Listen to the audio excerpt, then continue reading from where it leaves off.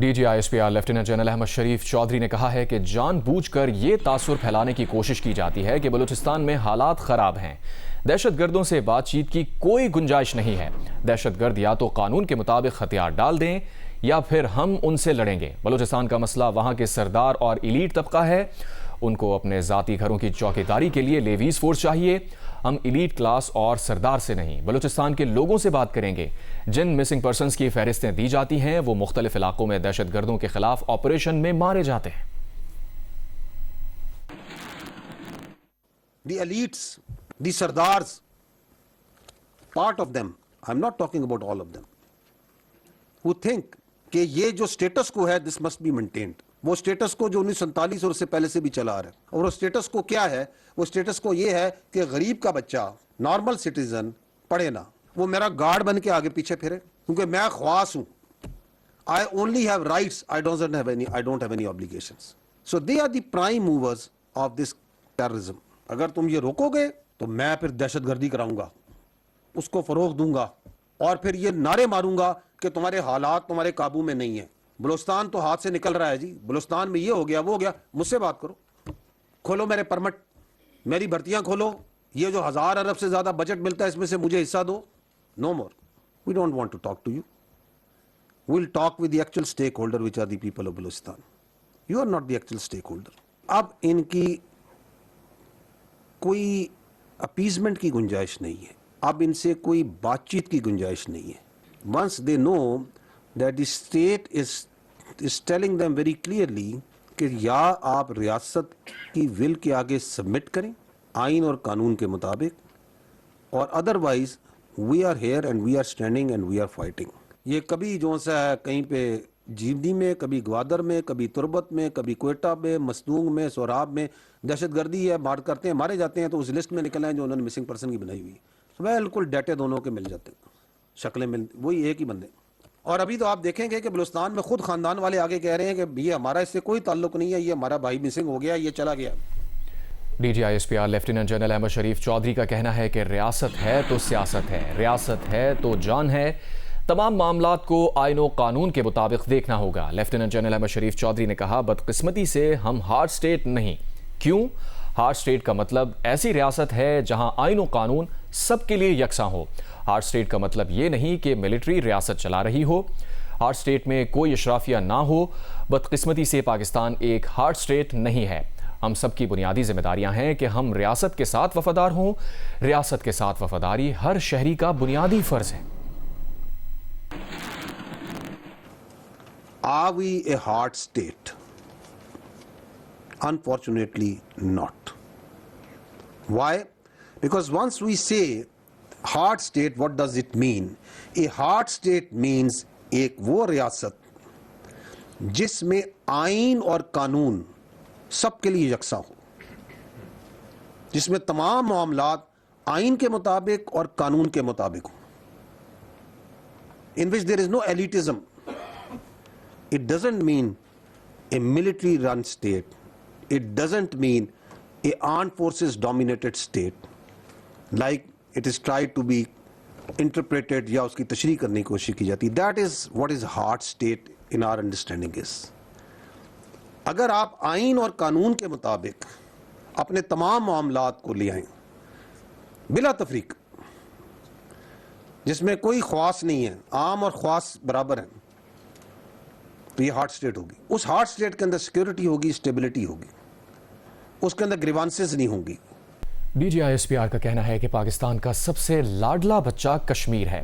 وسائل کی بات کی جائے تو سب سے زیادہ کشمیر کو ملتے ہیں۔ کشمیر ہمارا اٹوٹ انگ ہے اور رہے گا۔ اب بھارت نے کچھ تو کرنا ہے۔ اب اس نے حقوق کی آڑ میں باریک واردات ڈالی ہے۔ ریاست نے کالعدم ایکشن کمیٹی سے کہا کہ آپ الیکشن لڑیں، اسمبلی میں آئیں۔ وہ چاہتے ہیں ڈنڈے کے زور پر اپنی بات منوائیں۔ ان کا ایجنڈا سب کے سامنے واضح ہوتا جا رہا ہے۔ پاکستان کا سب سے لاڈلا جو بچہ ہے نا وہ کشمیر ہے۔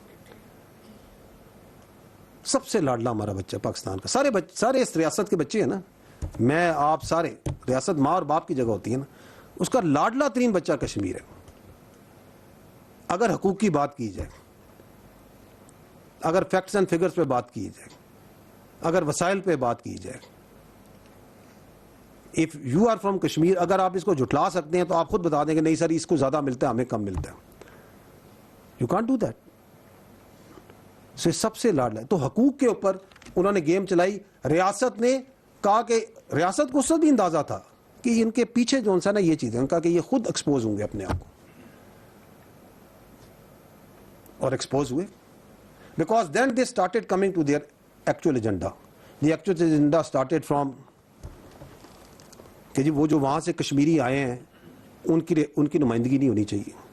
اور اس لیے نہیں ہونی چاہیے کہ نہیں کہ اس لیے نہیں کہ آزاد جموں اینڈ کشمیر کی اسمبلی نے کہا ہے, اس لیے کہ ہم نے کہا ہے, اس لیے نہیں کہ آئین یہ کہتا ہے, اس لیے کہ ہم آئین لکھیں گے. تو ریاست نے اس سے بھی کتنی فراخ دلی کا مظاہرہ کیا. آپ الیکشن میں آئیں, آپ ایم ایل اے بنے, آپ اس کے اندر میجورٹی بنے, آپ آئینی اور قانونی طریقے سے جو کرنا چاہتے ہیں کریں, اگر نہیں آئین قانون سائڈ پہ ڈنڈے کے زور پہ کریں گے. تو منوپلی آف وائلنس تو صرف اسٹیٹ کے پاس ہوتی ہے میرے بھائی. اگر منوپلی آف وائلنس اور موب کو دے دیں تو then everyone can come with his own demands and his own ideas. D G I S P R lieutenant general Ahmed Sharif Chaudhry نے کہا ہے کہ گڈ گورننس کے بغیر معاملات حل نہیں ہوں گے. 1972 میں پاکستان کی آبادی 6.5 یا 7 کروڑ تھی اور 4 صوبے تھے. آج 25 کروڑ کی آبادی ہے, وہی 4 صوبے ہیں. کیا بہتر حکمرانی کو فروغ ملا ہے؟ D G I S P R کا کہنا تھا کہ یہ بحث سیاست دانوں کو کرنی چاہیے جو اب حکومت میں ہیں اور ماضی میں حکومت میں رہے ہیں. اگر بہتر حکمرانی کے لیے انتظامی ری سیٹ کی ضرورت پڑتی ہے تو ہو جانی چاہیے. اگر بہتر حکمرانی کے لیے کسی تبدیلی کی ضرورت پڑے تو وہ ہو جانی چاہیے. لیکن یہ اقدام آئینی اور قانونی طریقہ کار سیاسی نمائندوں کے ذریعے اور عوامی امنگوں کے مطابق ہونا چاہیے. D G I S P R کا کہنا تھا کہ ایک بات تو یقینی ہے کہ موجودہ انتظامی اسٹرکچر میں کوئی مسئلہ ہے جو اس طرح ڈیلیور نہیں کر رہا. ہمیں اپنی سیاسی جماعتوں, سیاسی نظام اور آئین پر اعتماد کرنا ہوگا. ہم انشاءاللہ اس کا حل نکال لیں گے. گڈ گورننس کے لیے کچھ کرنا پڑے گا. اگر گڈ گورننس کا مطلب یہ ہے کہ 1972 میں 7 کروڑ میکسیمم آبادی تھی پاکستان کی, اس وقت 4 صوبے تھے, آج ہم 25 کے اوپر ہیں. تو اگر اب آپ کی آبادی 3 سے 4 گنا بڑھ گئی اور وہی 4 صوبے ہیں تو وی ہیو ٹو سی کہ is it serving good governance. But that debate has to be essentially done by the politicians, by those in power, even those who have been previously in power, and those who are responsible towards this for the people of Pakistan. But the answer lies, it has to be done as per the will of the people of Pakistan. Good governance requires an administrative reset, then let that be happen. If that good governance requires it changes, then let that be happen. But it has to be done through the constitutional method, through the legal method. اگر ہم نہیں کریں گے تو ہر چیز کا علاج یہ تو نہیں کہ آپ کی جو گریوانسز ہیں which come out from a socio-economic problem, socio-political problem سے گریوانسز آتی ہیں, اس کے اگینسٹ ہر گریوانس کو ملیٹنٹ طریقے سے اس کے آگے فوج اور پولیس کو کھڑا کر دیں کہ ہر مسئلے کا حل آپ نے کرنا ہے. اس سے پہلے there are so many things that can be done because that grievance, that issue turns into violence.